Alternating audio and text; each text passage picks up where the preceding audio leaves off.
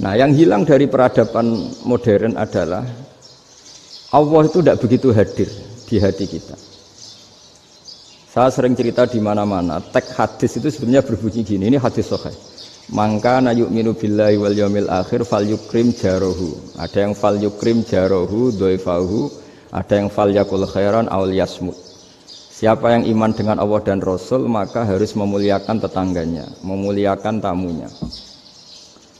Dulu itu ada seorang ulama dipanggil anak muda, dibully terus sekarang. Wahai kiai, datang ke rumah saya. Datang kiai itu. Setelah sampai ke rumah orang itu, silakan kiai kembali ke rumahnya. Saya tidak butuh kiai. Kiai itu dengan riang kembali. Setelah di rumah dipanggil lagi. Pak Yai, silakan datang ke rumah saya. Datang lagi. Ya senyum-senyum kiainya santai. Wah, nggak jadi butuh Pak Yai. Silakan kembali lagi. Sampai 3 kali. Oh itu kalau rektor digitukan marah itu. Dosen marah. Kiainya santai. Santai, senyum-senyum, rileks. Ketika ditanya, kenapa Pak Yai tidak tersinggung? Jawabannya unik. Anak muda, saya ini senang sekali nuruti perintah Allah, disuruh menghormati tetangga. Sehingga ketika Anda manggil, ya saya datang.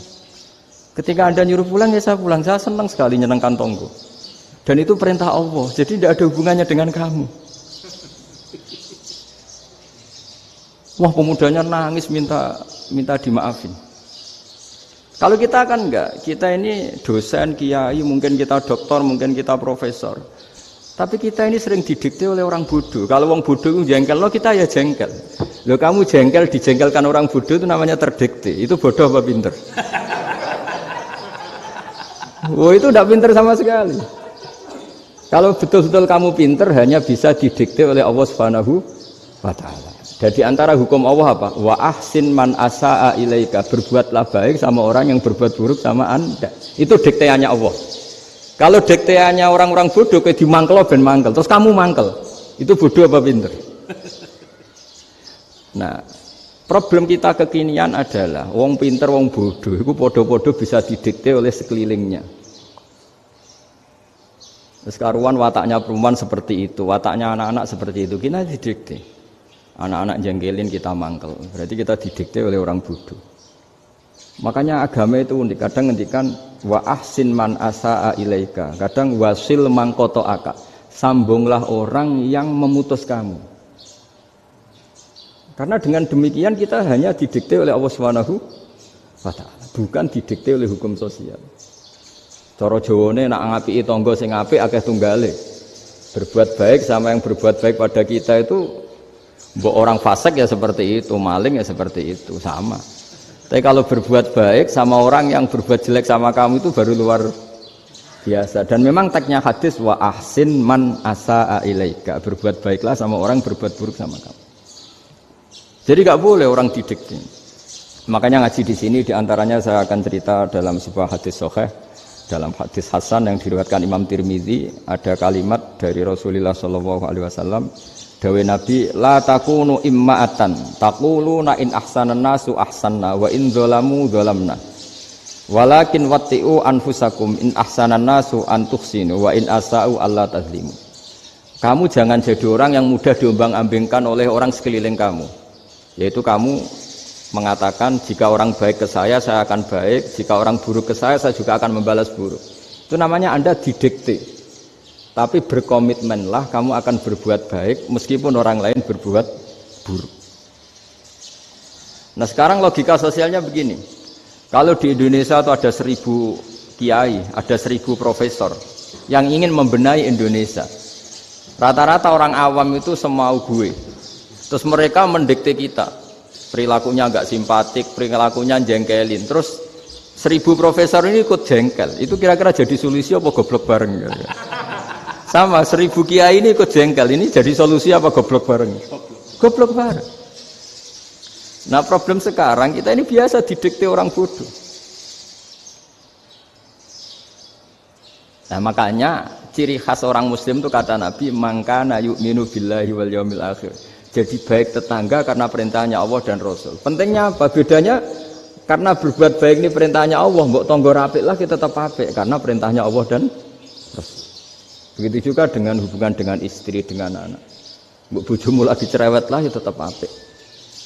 Karena dengan cara itu kita hanya tunduk kepada Allah dan Rasul. Tapi kalau kamu istri saya kalau baik ya saya baik, kalau ndak ya ndak. Berarti Anda didikte oleh perilakunya dia.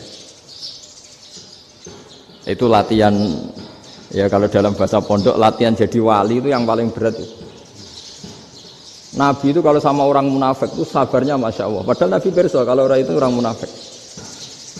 Karena dengan cara seperti itu bahwa kebaikan Nabi pada seseorang itu atas perintahnya Allah dan Rasul, bukan atas nama servis.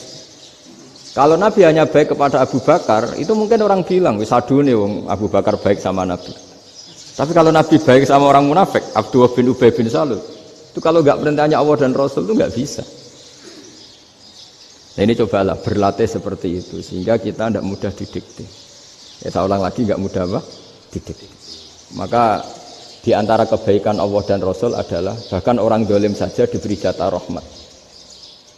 Makanya tadi seperti mukadimah yang dibaca Pak Haris tadi, agama ini rahmatan lil alamin. Orang yang dolim saja dapat jatah apa? Rahmat, apalagi yang soleh. Nah kemudian yang perlu dicatat, kenapa kita menjadi enjoy dengan Islam? Islam itu adalah agama yang tidak didikte oleh materi.